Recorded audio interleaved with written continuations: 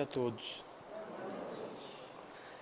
Que Jesus possa, nessa noite, conseguir continuar clareando o nosso caminho, para que a gente aprenda um pouquinho mais sobre o Evangelho que Ele deixou, como ensinamento, e que a gente possa sair daqui hoje mais confiantes de que o pouquinho que a gente aprender, a gente vai conseguir praticar, e isso vai tornar as nossas vidas mais felizes, das pessoas que nos rodeiam também.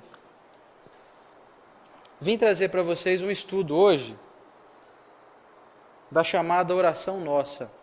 Eu vou escrever aqui na lousa. Pode apagar?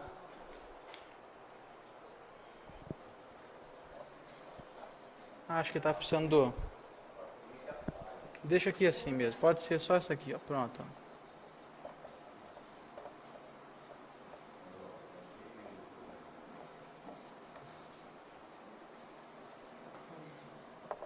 Ô, Rafael, não precisava não. Obrigado. Oração nossa do Emmanuel.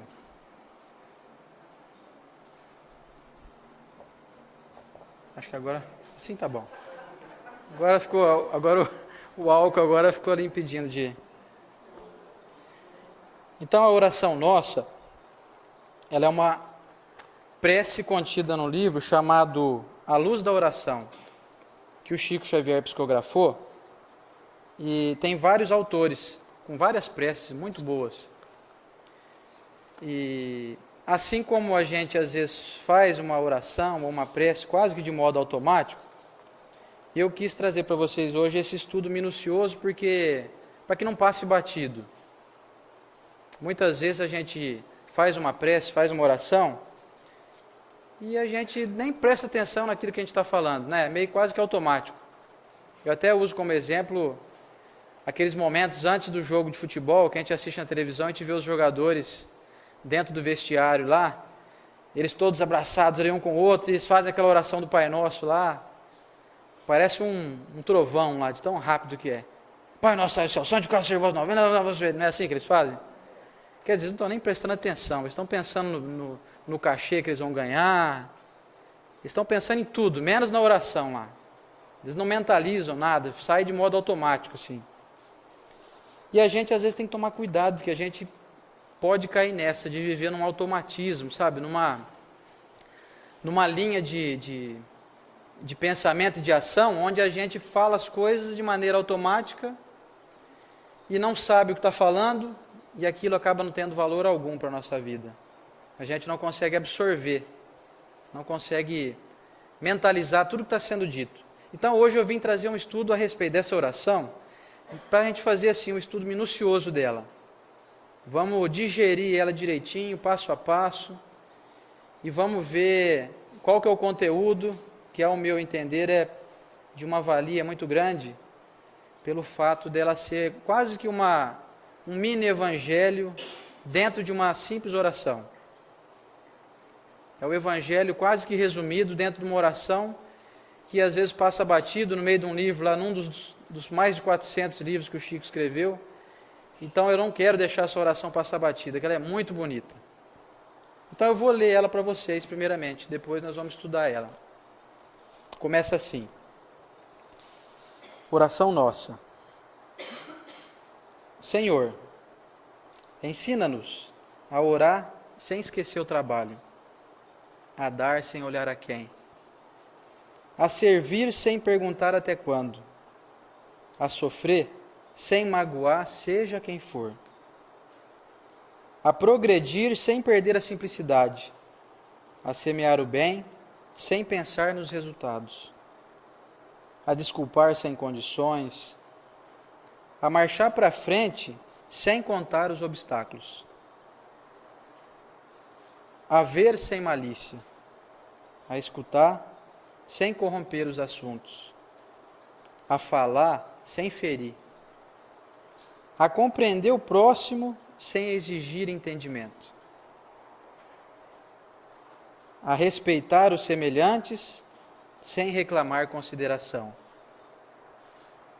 a dar o melhor de nós além da execução do próprio dever, sem cobrar taxas de reconhecimento.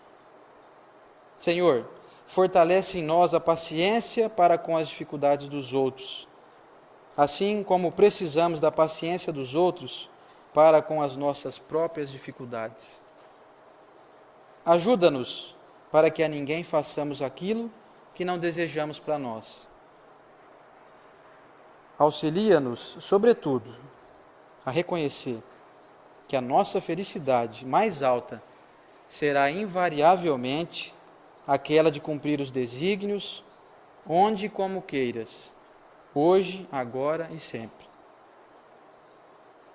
Então, como eu acho essa oração linda demais, eu falei, não, eu tenho que fazer um estudo disso, não pode passar batido. Então eu venho trazer a seguinte reflexão a respeito da primeira frase, quando fala assim a oração: Senhor, ensina-nos a orar sem esquecer o trabalho. A oração, como dizia o Emmanuel, é talvez a maior das joias que nós temos. Se a gente soubesse o valor que tem a oração, a importância, o peso, a qualidade que ela nos oferece de vida assim que a gente faz essa oração, segundo o Emmanuel, a gente, quando se tivesse essa noção exata, iríamos orar o dia inteiro. Só que a oração, ela é uma conectividade que a gente se presta a fazer com o Criador, com Deus. Só que se fizer só oração e a gente esquecer do trabalho, esquecer de atuar em benefício das pessoas, o trabalho que eu digo aqui não é nem aquele trabalho que a gente faz remunerado, não. Não é aquele que você acorda de manhã, bate ponto lá e no fim do mês você recebe o seu salário. Esse trabalho também é muito válido, é muito necessário, muito importante. Mas o trabalho aqui, da oração, ele é mais global, ele é mais generalista, ele não é só o trabalho financeiro, remunerado. É o trabalho onde a gente faz 24 horas por dia. É o trabalho que a gente realiza quando a gente cumprimenta alguém, que é o trabalho da fraternidade, que é o trabalho da doçura, quando você pode agir assim, que é o trabalho que você faz de calar quando alguém te ofende e não revidar pagando na mesma moeda. Kardec fala que fora da caridade não há salvação, né? Ele não falou que fora da oração não há salvação, né? Está bem escrito isso. Fora da caridade não há salvação. E a caridade é o trabalho efetivado. A caridade é aquilo que vai nos salvar de fato. Sem a caridade não é possível que haja salvação. Então, sem o trabalho, não é possível que somente com as orações a gente consiga, vamos dizer assim, entre aspas, um lugarzinho lá no céu. Não vamos conseguir. Quando chegar do lado de lá, não vão perguntar para a gente quanto a gente orou. E aí, você fez bastante oração? E, eu fiz. Pelas minhas contas aqui, eu fiz 38.469 orações. Aí vão falar, parabéns, você está craque já em oração, dá para você fazer um curso e ensinar aí para o pessoal como orar, né? Mas e aí, o que você fez lá, de bom, na terra? Eu fiz oração, tá bom? Não fiquei conversando com Deus lá. Mas e aí? Como você se desenvolveu perante as pessoas que te rodeiam? Como você tratou os seus familiares? Como você tratou as pessoas que convivem com você? Cada um vive sua vida, né? É cada um por si, Deus por todos. Eu fiquei lá na minha casa fazendo oração lá. Sinto muito, você vai ter que voltar lá e começar tudo de novo. Porque sem o trabalho, a fé, a oração é morta.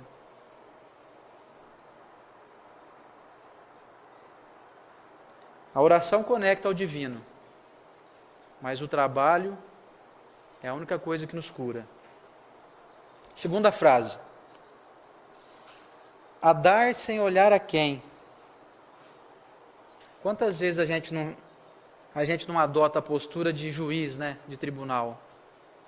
A gente analisa, julga e sentencia as pessoas que vêm até nós para solicitar algum determinado auxílio. Por exemplo, quem aqui já não fez, eu já fiz isso já, confesso. chega um mendigo para pedir algo para a gente, pedir um dinheiro, pedir alguma coisa, a gente já analisa o cara e já pensa assim, aí você vai pedir para beber pinga. Ou então a gente pensa assim, está pedindo dinheiro, por que ele não vai trabalhar, né? Aí, um cara fortão desse aí, está mais forte que eu. Não é assim que a gente faz? A gente faz isso. A gente está, então, se propondo a dar, mas estamos olhando a quem? Eu só vou dar se passar pelo meu crivo. Eu só vou, então, ofertar se tiver dentro das condições que eu acho as adequadas. Não foi isso que Jesus veio ensinar para a gente. Até na oração aqui é uma conclamação para que nós, então, doemos sem olhar quem. Para que a gente passe a adotar, então, essa caridade que foi falada na frase anterior, mas sem impor condições. Porque nós não temos a capacidade de julgar e analisar qualquer pessoa que seja. Vocês imaginem a humilhação de alguém que pede algo para a gente. Seja um pão, uma moeda, um café, que seja. Alguém aqui já pediu alguma coisa para alguém na rua? Levanta a mão, por favor, se alguém pediu. Não tem ninguém que pediu? Eu acho que pelo jeito ninguém. Eu fico imaginando a humilhação que seria se eu tivesse que pedir alguma coisa para alguém. Ah, mas tem muita gente folgada por aí. Tem muito malandro por aí que não está nem aí. Então, mas vocês imaginem como que é duro ser malandro? Ter que viver de doação dos outros, viver pedindo coisas para os outros? Não deve ser fácil, né? Por mais malandro que o sujeito seja, alguém aqui queria estar na pele de algum desses, que a gente julga como malandro, como mendigo, folgado, como aquele sujeito que podia trabalhar, mas não trabalha, que não tem eira nem beira, que podia estar carpindo lote, que a gente é danado para arrumar serviço para os outros, né? O sujeito podia estar lá, tal, fortão desse jeito, por que não vai carpir um lote aí? A gente não sabe. Às vezes o sujeito é doente, tem problemas que a gente estão ocultos, que a gente não tem condição de analisar. Então nós não temos o direito então de dar e olhar a quem. Se você quer se propor a entrar dentro do cristianismo, dentro do que Jesus ensinou, você vai então fazer uma doação sem olhar quem mesmo. E sem olhar condições, sem ser juiz. Nós precisamos tirar esse posto de juiz. Deus não deu a capacidade de julgar a vida de ninguém para nós. Porque nós não conseguimos cuidar nem da nossa vida adequadamente. Agora, para dar uma tranquilizada, está meio pesado aqui no que eu estou falando, vamos descontrair um pouco e vamos pedir para o nosso irmão Tom cantar uma linda melodia que tem o nome de Súplica a Jesus. Vamos lá, Tom. Vamos dar uma harmonizada no ambiente. Ele é o Tom, mas ele não é o Jobim. Ele é o Tom Duarte.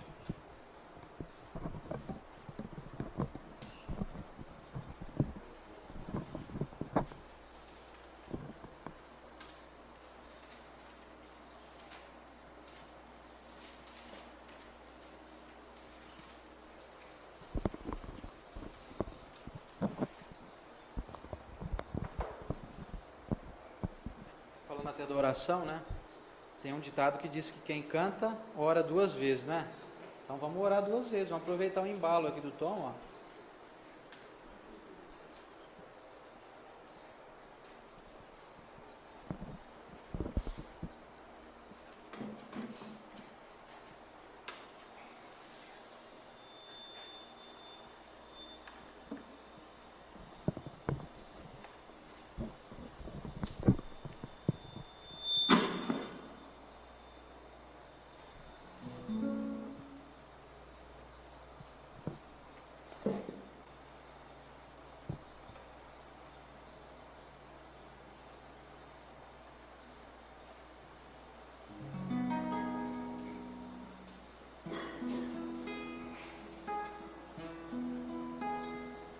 Jesus, no silêncio da prece, teus irmãos a ti pedem paz, para aliviar um pouco as aflições.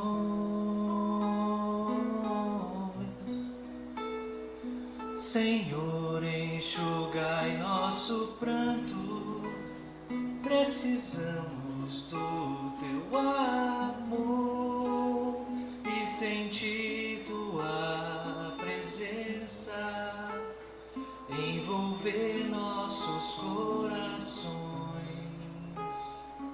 Por isso, vem, Jesus.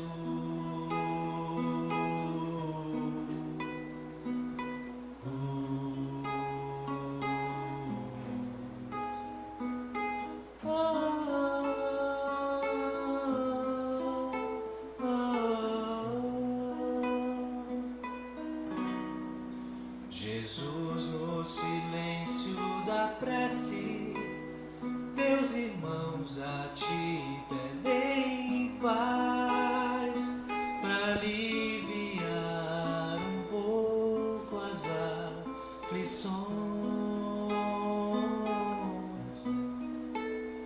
Senhor, enxugai nosso pranto, precisamos do teu amor e sentir tua presença, envolver nossos corações. Por isso, vem, Jesus.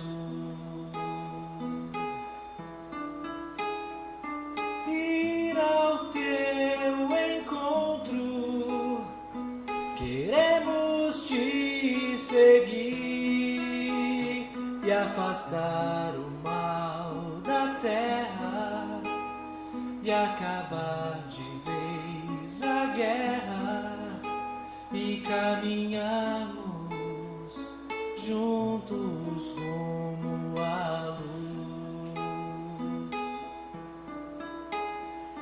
Ir ao teu encontro, queremos te seguir e afastar o mal da terra e acabar de vez a guerra e caminharmos juntos rumo à luz.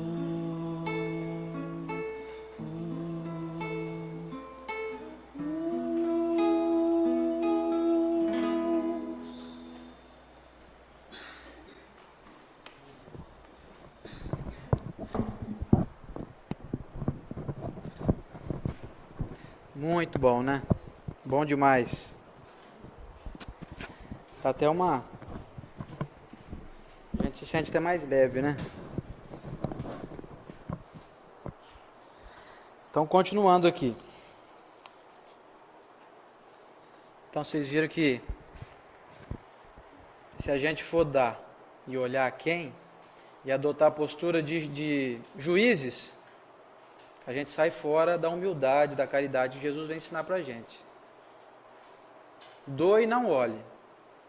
Se o cara vai pegar o teu dinheiro e vai comprar droga, vai fazer o que ele quiser, é problema dele. Você ganha o seu bônus se você fizer a doação. Agora, se você começar a querer analisar a conduta do sujeito, o que ele vai fazer com aquele dinheiro, a tua doação já foi pro quiabo, já. Já desapareceu todo o mérito que você tinha. Porque a gente fazer caridade e doar para quem a gente pode ter algum lucro para a gente, aí é fácil. Você vai lá, faz uma doação e depois bota no jornal, bota na televisão e fica em evidência, você fica famoso como uma pessoa boazinha. Isso não tem tanto valor quanto teria se a gente fizesse a doação de olhos fechados. Não queira que os homens saibam. Deixe que o Criador saiba o que você está fazendo. A terceira frase fala: a servir sem perguntar até quando. Que nós consigamos servir sem perguntar até quando. Alguém aqui acredita que passa por algo na vida que não esteja sob a vigilância do Criador? Alguém aqui acha que está abandonado no mundo? Deus esqueceu Esqueceu de mim, Deus. Ele não me viu aqui. Alguém acredita nisso, não? Jesus veio informar para a gente que não cai uma folha de uma árvore sem que Deus tenha o conhecimento. Então vocês imaginem, se a simplicidade de uma folha, são milhões de árvores, sei lá, trilhões, não dá nem para quantificar. Quantas árvores tem só aqui em Bálsamo, por exemplo? Vocês imaginem que cada folha de cada árvore está sendo vigiada, observada atentamente pelo Criador. Agora imagine se nós não estamos também na mesma linha de observância do Criador. Então todos nós estamos passando por algo hoje que nós precisamos passar. Tudo que você está passando aí, seja uma desilusão, uma doença, um desconforto, um desemprego, falta de dinheiro, seja uma alegria, seja um carro bom que você comprou, tudo, 100%. Tudo que você está passando hoje é necessário para o teu desenvolvimento. Só que a gente às vezes não teve essa informação antes. Então é muito normal que a gente reclame, espere que os problemas acabem rapidamente. E a gente às vezes consegue ter um pouquinho de resignação, mas de vez em quando não dá, e a gente fala assim: até quando, hein, eu vou aguentar isso? Até quando eu vou aguentar cuidar, por exemplo, de um parente que está na minha casa doente? De um parente idoso, seja de uma mãe, de uma avó, de um irmão, de um parente qualquer, de um filho deficiente. Até quando eu vou cuidar? Se a gente conseguir servir e amparar e entender que aquela pessoa que está ali sob o nosso comando, sob a nossa vigilância, sob o nosso cuidado, é uma pessoa que nós temos conectividade, nós temos um débito, nós temos ou um crédito ou um débito com aquela pessoa, nós temos a necessidade de cuidar dela, senão ela não estaria nas nossas mãos. Se a gente conseguir entender isso e não reclamar mais, não ficar pedindo até quando eu vou aguentar esse sujeito aí, até quando eu vou aguentar aquele parente meu lá que está dando um trabalho danado, aquele filho, aquele sobrinho meu que sei lá está usando droga ou está se envolvendo na marginalidade.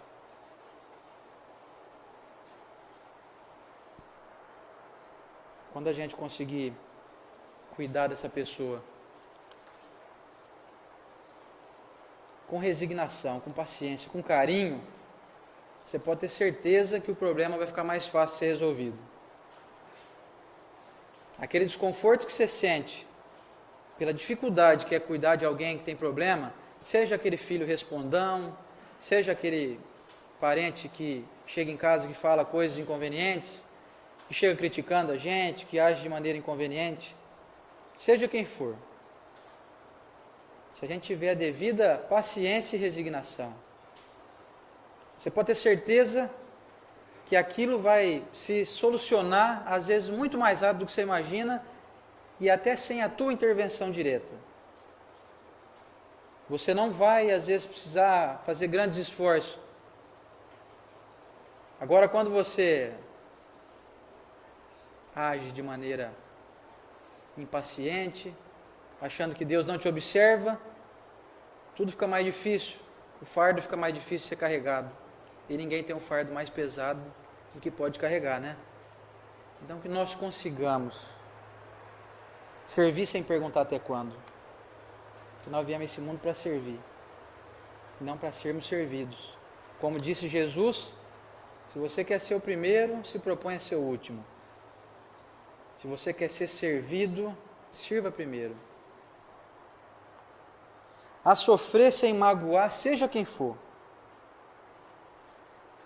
No Evangelho de Lucas, está a afirmação de que Jesus disse que se alguém bater em você numa face, ofereça-lhe também a outra. Está no capítulo 6 de Lucas. A gente às vezes é constantemente testado e estamos nas comunicações fazendo no dia a dia, nas relações interpessoais. Somos afrontados, somos, às vezes até, de certa maneira, desrespeitados. mas a oração aqui pede para que a gente não pague na mesma moeda. Que a gente consiga sofrer, até se sentir magoado, mas não magoar a ninguém, seja quem for. Tem uma frase do Chico que ele fala assim que a afirmação dele é a seguinte: eu fico muito triste quando alguém me ofende, mas eu ficaria mais triste se fosse eu o ofensor. Então lembremos-nos disso sempre.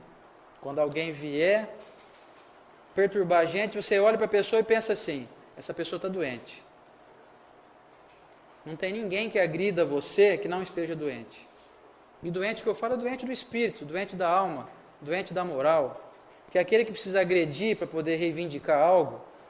Chega em você lá, por exemplo: você está fazendo um negócio errado aí? Não faz assim não.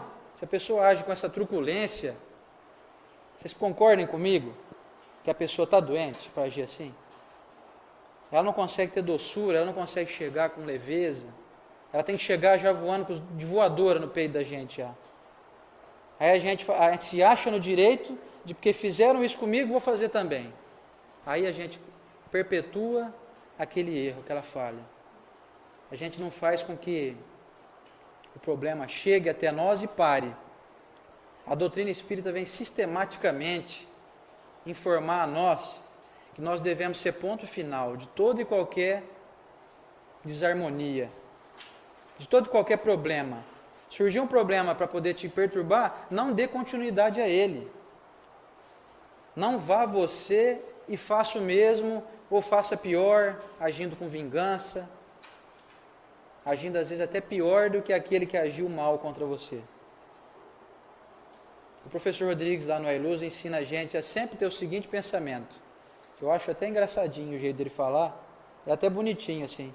Ele fala que quando alguém, por exemplo, te fecha no trânsito, te trata mal, você vai no mercado, a pessoa nem olha na tua cara, você vai na loja comprar um negócio, o vendedor te pergunta as coisas, se você quer logo, de maneira impaciente. Pense, não precisa nem falar, porque se você falar, você vai ofender a pessoa, né? Pense assim da pessoa: coitado, coitado, só isso. Você vai ver que na hora aquela carga, aquele desejo de vingar vai cair pela metade. Se a gente tiver essa grandeza, de ter essa frieza, de ter essa capacidade de lembrar disso e pensar, coitado, cai pela metade. O nosso ímpeto que a gente vem fazendo já continuamente ao longo dos milênios. Tipo, bateu, levou. Se bater em mim, eu bato também. Ou então aquela famosa frase, né? Eu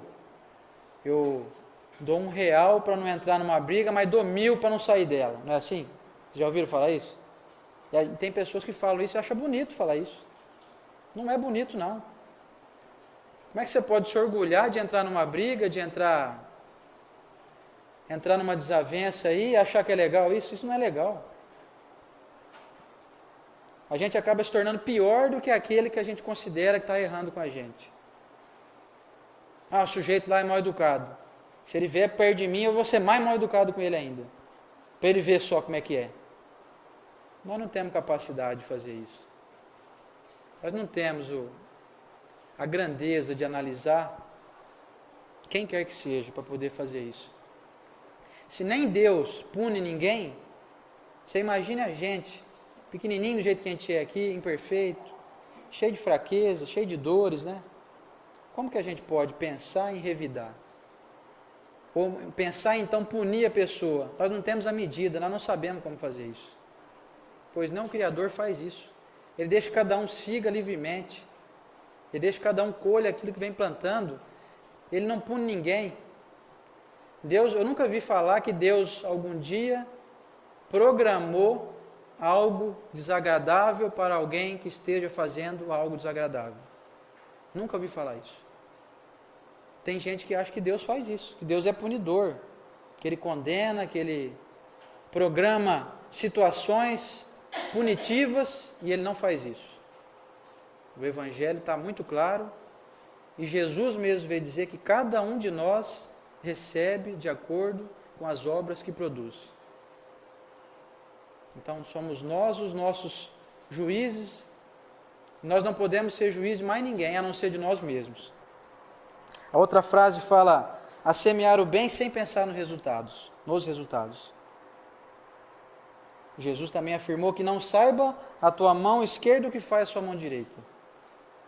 Então semeie por aí, faça o bem, não fique esperando resultado, não fique esperando popularidade em torno de teu nome.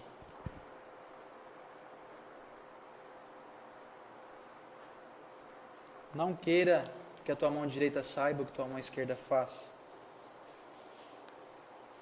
Não haja de maneira programada para ser beneficiado com a conclamação, com a exaltação, com o elogio de alguém. Faça de coração. Caridade bonita é a caridade anônima. É aquela das pessoas que, por exemplo, o Ayrton Senna, me lembrei aqui agora, que quando, entre nós aqui encarnado, fez diversas doações até milionárias, para curar muitas pessoas de várias doenças. Tem até um caso de um menino em São Paulo, que tinha que fazer uma cirurgia para não morrer, que na época custava 300 mil reais a cirurgia, só era feita nos Estados Unidos. Nós só ficamos sabendo disso depois que o Ayrton Senna tinha morrido. Ele nunca contou para ninguém que ele fazia isso. Aí depois que a pessoa desencarnou, aí não tem problema a gente saber, porque o mérito dela já está feito, né? Então o Ayrton Senna foi um exemplo disso aqui que está sendo dito nessa oração. Ele semeou e não pensou nos resultados. Foi lá e ajudou o menino. Assim como fez com vários outros. E a desculpar sem condições. Tem uma frase do Emmanuel que ele fala assim, que nós também somos humanos capazes de errar ainda mais desastradamente que os outros. Então, baseado nessa frase, nós não temos condições de desculpar quem quer que seja, impondo condições. Por exemplo, falar assim, eu só te desculpo se você não fizer nunca mais isso. Quer dizer, como é que a gente pode pedir isso para alguém? Sendo que a gente erra sistematicamente. A gente vive caindo às vezes no mesmo erro aí, anos, décadas, a vida inteira. Encarnações sequenciais aí, várias, uma atrás da outra. Então como é que a gente pode querer só desculpar colocando condições? Isso não é possível. Não temos capacidade disso. Um vizinho meu disse uma vez uma frase que eu nunca esqueço. Ele fala assim que, me perguntando a respeito, assim, ele queria me pegar, né? Ele queria ver o que eu falava, como que eu iria julgar as pessoas. E como a gente tem sempre a sentença pronta na mão, quando fala, por exemplo, da Dilma, a gente já tem uma sentença pronta, vou falar da Dilma. Ah, a Dilma é isso, isso, isso e aquilo. Quem gosta dela vai falar bem dela, quem não gosta dela vai falar mal dela. Mas nós temos já uma sentença pronta na cabeça de qualquer pessoa que surge no nosso caminho. Até de quem a gente não conhece. A gente já olha e pensa, esse sujeito é esquisito, esse sujeito é feio, esse sujeito é baixinho demais, ou é gordo demais, ou é estranho demais, ou é isso demais, ou é isso de menos. E aí esse meu vizinho um dia perguntou assim para mim, escuta, o que você pensa daquele pessoal que está lá preso, está lá na cadeia?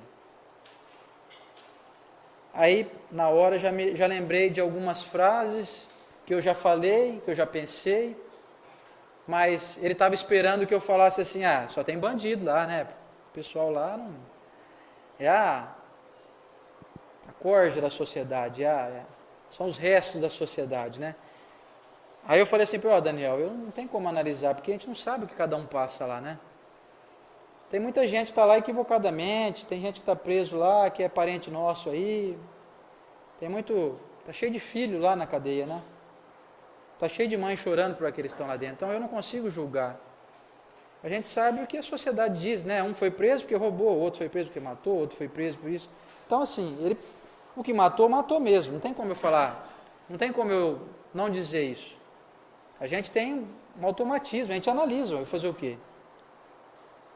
Aí ele falou assim para mim, fala a verdade, você não pensou aí que aquele pessoal da cadeia lá, tudo, se eles desaparecessem aí, se jogassem tudo eles no meio do mar lá, não ia ser uma maravilha? A gente não pensa isso? Aí na hora eu concordei com ele, falei, é verdade, né? A gente pensa isso, né? Quantas vezes já não ouvi falar de teorias, constrói um presídio lá no meio da Amazônia lá, se o cara fugir, ele cai lá no meio da floresta, lá os leões não, a onça come ele, né? Leão é só na África, olha lá. A gente já pensa assim, né? A gente já dá aquela sentença e que se dane os outros. Não é assim que a gente pensa? Aí ele falou assim para mim, ó, aí foi a hora que ele me desconcertou com a reflexão que ele me fez. Ele falou assim, você já parou para pensar que aquele sujeito que está lá preso, se ele tivesse as mesmas condições que você teve, eventualmente ele seria hoje melhor do que você é? E se você tivesse tido as mesmas condições que aquele cara que está lá preso teve, talvez você seria pior do que ele é? Essa frase me chocou um pouco. Me chocou porque foi um tapa no meu rosto, assim, né, modo de dizer, que me fez refletir que verdadeiramente eu não tenho capacidade de analisar ninguém. Desde o pior assassino, as pessoas mais cruéis do mundo, que a gente não sabe os motivos que levaram ela a fazer aquilo. Então, eu não consigo mais analisar ninguém, porque eu não tenho capacidade para isso. Progredir sem perder a simplicidade. Eu sempre imaginei que quanto mais sábia a pessoa fosse, que ela já progrediu no campo moral aí, já progrediu no campo intelectual, eu imaginava que a pessoa iria ficar mais humilde. Mas costumeiramente não é isso que vem acontecendo. As pessoas acabam se engrandecendo pelo poder intelectual, pela sua inteligência, pela sua sabedoria, e acabam adquirindo uma má qualidade, que é a arrogância, a falta de simplicidade, que é aquele chamado nariz em pé. Ou então quando a gente progride materialmente, ganha um pouquinho mais de dinheiro aí, já quer ficar comprando coisas para poder se exibir para os outros, para mostrar que você tem poder, que você tem bala na agulha. Então não caiamos nessa cilada de progredir e perder a simplicidade. Se Deus deixa você progredir mentalmente, intelectualmente, materialmente, financeiramente, Ele espera que você utilize desses recursos para beneficiar as pessoas, para agir com mais simplicidade, com mais humildade. A marchar para frente sem contar os obstáculos. Todos os obstáculos que estão no nosso caminho são necessários para o nosso desenvolvimento. Como eu falei há pouco, não cai uma folha de uma árvore sem que Deus tenha conhecimento. Não tem uma pedrinha que esteja na frente do teu caminho que não seja necessária para que você, ao transpassá-la, ao passar por cima dela ou ao contorná-la, não tem nenhuma dessas pedrinhas que não vai fazer você se tornar uma pessoa melhor. Nenhuma delas. E a gente tem o costume infeliz de ficar contando os obstáculos e ficar hipervalorizando eles e contando para todo mundo ainda, poluindo a mente das pessoas. Quem tem jardim aqui? Por favor, levante a mão. Jardim em casa. Jardim? Rafael tem jardim? Você tem? Estela, o Tom? Vocês têm jardim, né? Quando vocês vão ao jardim cultivá-lo, vocês regam as ervas daninhas ou as flores que vocês plantaram? As flores? Vocês estão brincando comigo. Sério mesmo vocês fazem isso? Não acredito que vocês fazem, não. Duvido. Vocês estão brincando comigo. Ninguém faz isso. Vocês têm jardim, vocês ficam cultivando flores? Sério mesmo, Rafael? Você faz isso, Rafael? Você cultiva flores, mas você não cultiva as ervas daninhas lá, aqueles carrapicho? Você não cultiva? Tiririca, você não deixa a tiririca crescer bastante? Não, Rafael? Você deixa? A gente não faz isso, né? No jardim, o que a gente faz? A gente planta as flores e as tiriricas, as ervas daninhas, a gente vai lá e tira, não é? Para deixar só as flores ficarem bonitas e belas, não é assim?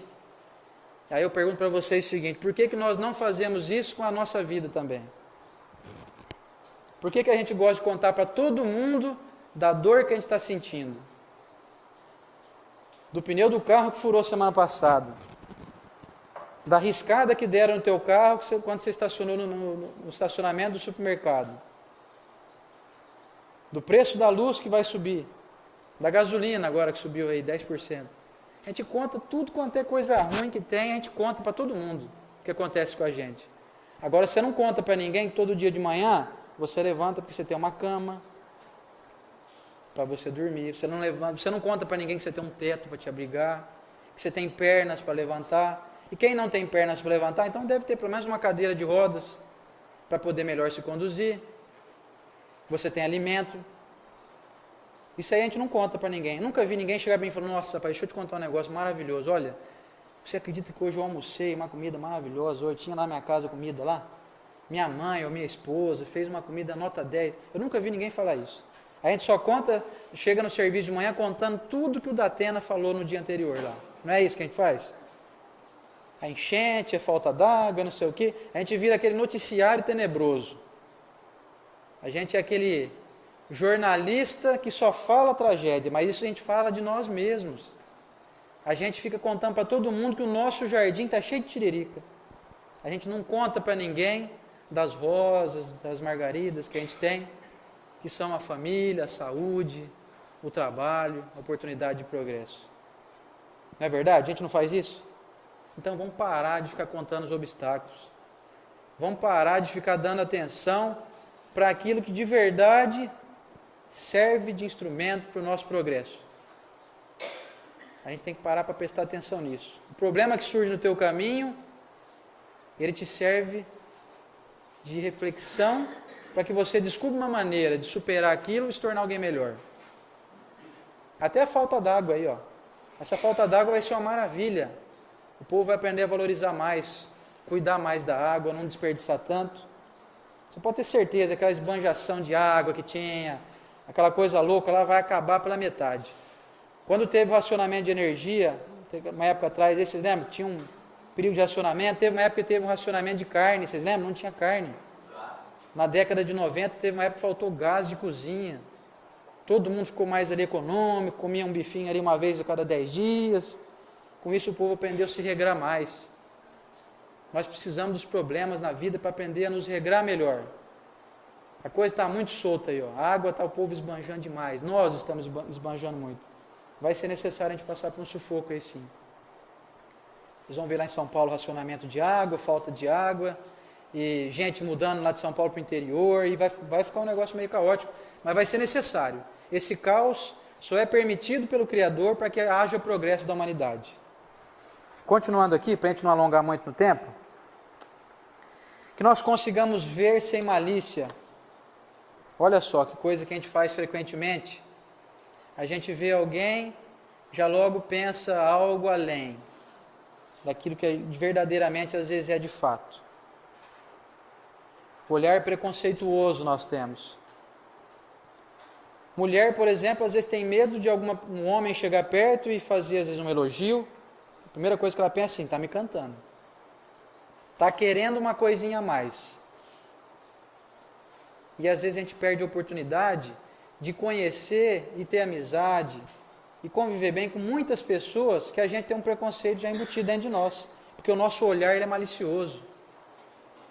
Ele analisa e julga às vezes de maneira implacável. Você vê um cara entrando na casa da tua vizinha, a primeira coisa que você já pensa, aí, tá vendo, essa vizinha eu sabia, ela não me enganava. Essa vizinha é safada. Esse cara está entrando, deve ser amante dela, certeza. A gente pensa isso às vezes. Vamos tirar esse olhar malicioso, porque às vezes o cara que estava entrando lá era apenas um sujeito que estava vindo fazer um conserto, um reparo na casa da pessoa, ou é um parente dela, um irmão dela. Então nós não temos capacidade. Volto a afirmar, não podemos ter um olhar julgador, punitivo, condenador. Não temos essa capacidade de olhar e enxergar o que é de fato. Então vamos tirar a malícia do olhar. Vamos olhar as pessoas com mais generosidade. Vamos nos propor a olhar cada pessoa como alguém para adicionar algo à nossa vida. E não alguém que vem sempre só subtrair de nós algo. Por que a gente tem essa mania de pensar que alguém sempre chega perto da gente querendo tirar algo de nós? Ou tirar o sossego, ou tirar o dinheiro da gente, ou etc. Isso não acontece frequentemente. A gente acaba condenando gente boa pelos poucos que ainda estão na ignorância. Tem gente ruim sim, mas é a minoria. Se você for fazer uma análise, você vai ver que você conhece aí 500 pessoas. Para você contar aí na mão, quem são os maus mesmo, para valer, você vai contar numa mão aí só, 5 ou 10 no máximo. Então vamos olhar sem malícia. A escutar sem corromper os assuntos. Quantas vezes a gente não ouve alguém contar algo pra gente, a gente vai lá e corrompe. No sentido de falar assim, ah não, se fosse comigo essa história aí, a coisa ia ser diferente. Chega um parente teu contando que lá no trabalho dele, ele teve um desentendimento com o patrão, e você vai lá de maneira até, eu diria, maldosa. Fala assim, ah, se fosse comigo isso aí que você está falando que teu patrão fez com você, ah, se fosse comigo eu botava ele no lugar dele, não sei o que, não sei o que. Quer dizer, você faz de tudo para jogar o sujeito contra, ao invés de arrumar uma saída, uma solução agradável, a gente vai lá e joga mais lenha na fogueira. Instigando a pessoa a ir lá, então, a brigar, a perder o emprego, a perder a dignidade, a perder a moral, a perder a razão até. O que a gente ganha falando isso? A pessoa chegar e contar o problema e você jogar mais lenha na fogueira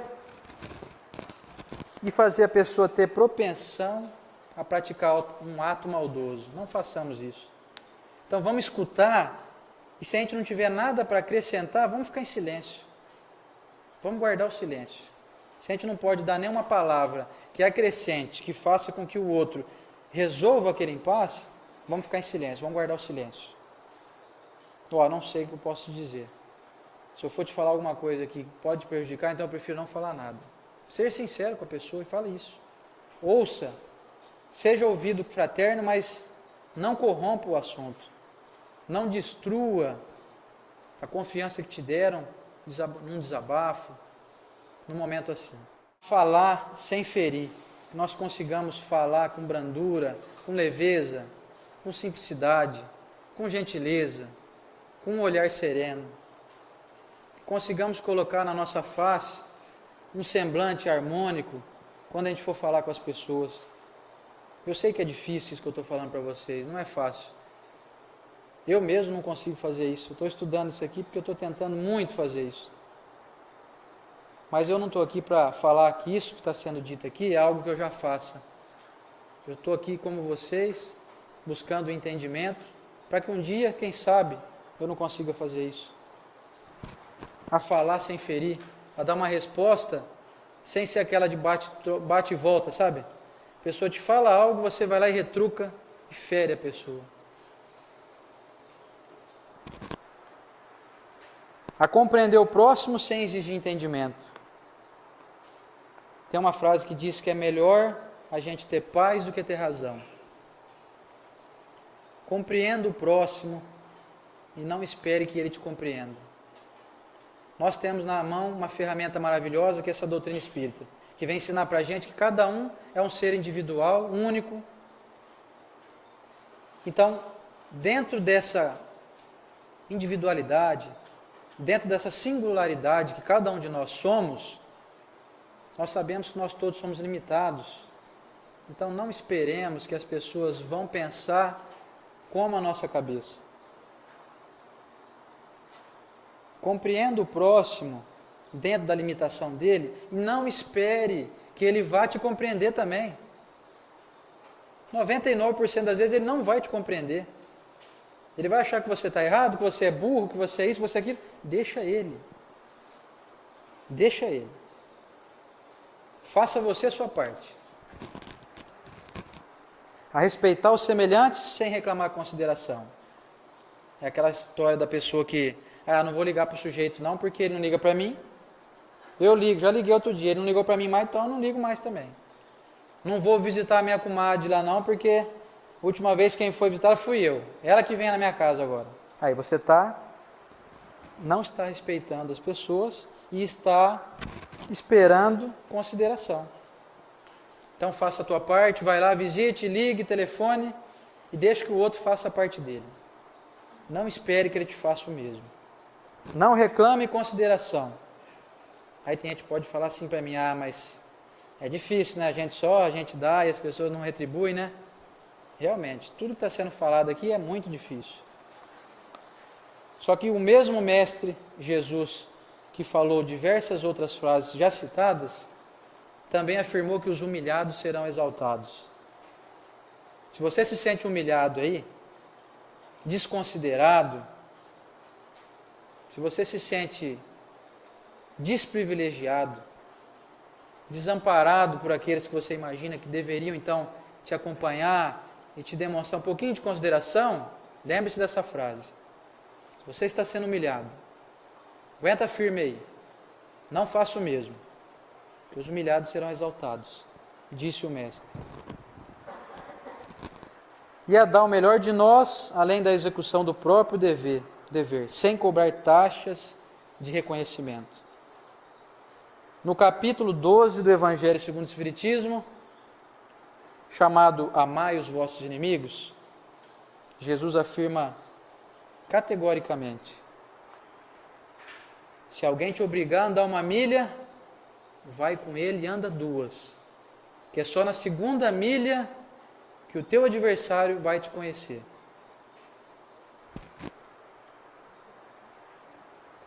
Dê o melhor de você, além da execução do seu próprio dever.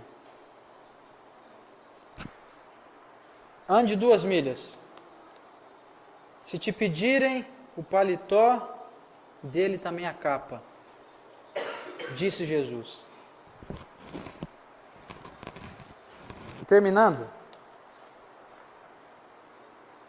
fala o texto que: Senhor, fortalece em nós a paciência para com as dificuldades dos outros, assim como precisamos da paciência dos outros para com as nossas próprias dificuldades. Vocês viram que agora há pouco aqui, inicialmente, nós fizemos a oração do Pai Nosso, não foi? Vocês lembram daquele trecho?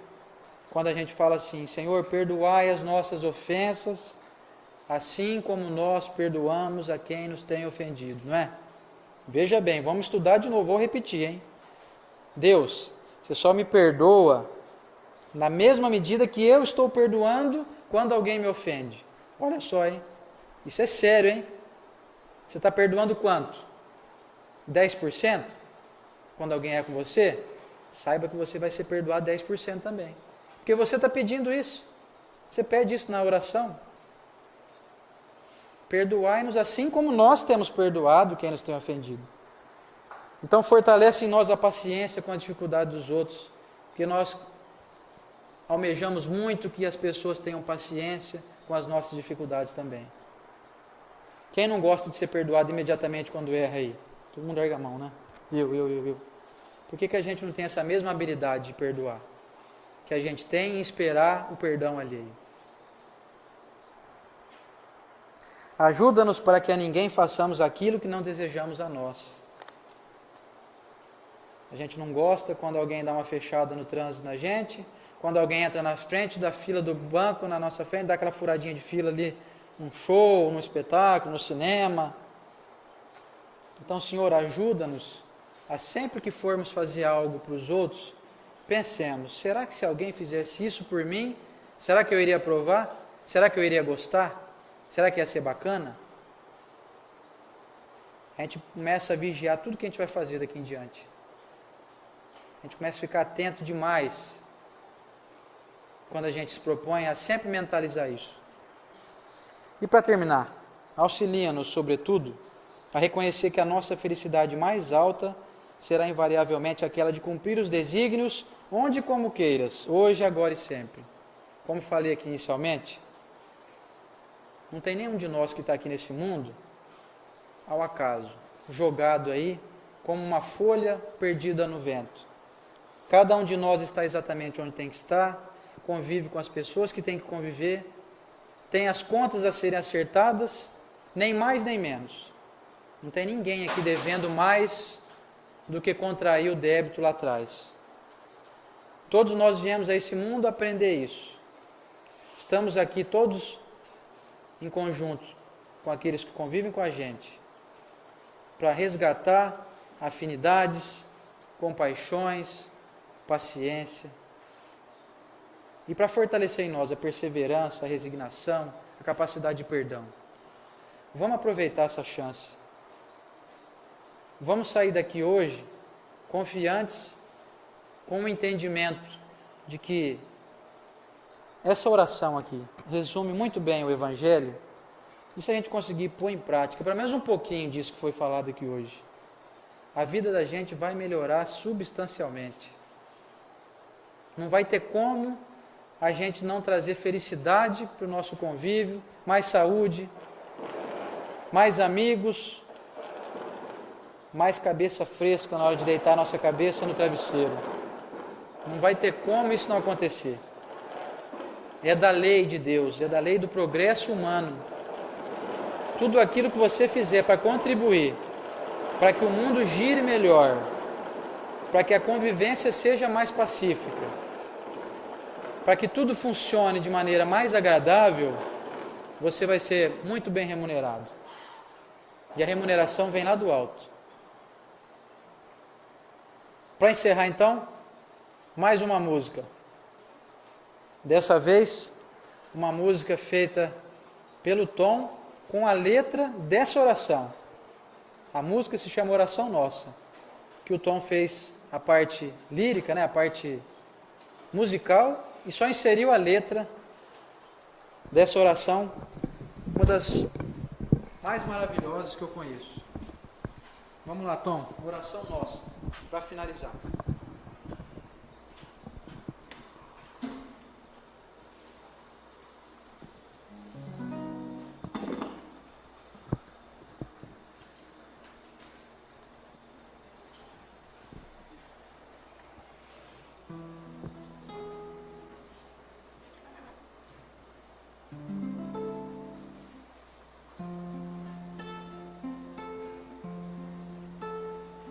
Senhor, ensina-nos a orar sem esquecer o trabalho, a dar sem olhar a quem, a servir sem perguntar até quando, a sofrer sem magoar ninguém. Senhor, inspira-nos a progredir sem perder simplicidade, semear sem esperar resultados, a desculpa sem condições, ir em frente sem contar obstáculos. Senhor, mostre-nos como enxergar sem malícia, escutar sem corromper assuntos, como falar sem ferir, compreender sem exigir entendimento. Senhor, guia-nos a respeitar sem reclamar consideração, a dar o melhor de nós, além do nosso próprio dever, sem cobrar reconhecimento. Senhor, fortalece-nos a paciência com as dificuldades alheias, assim como precisamos nas nossas. Senhor, ajuda-nos para que a ninguém façamos aquilo que a nós não desejamos. Senhor, auxilia-nos, sobretudo a reconhecer que a nossa felicidade mais alta será aquela de cumprir tua vontade, onde e como queiras, hoje, agora e sempre. Gente, pode bater palma.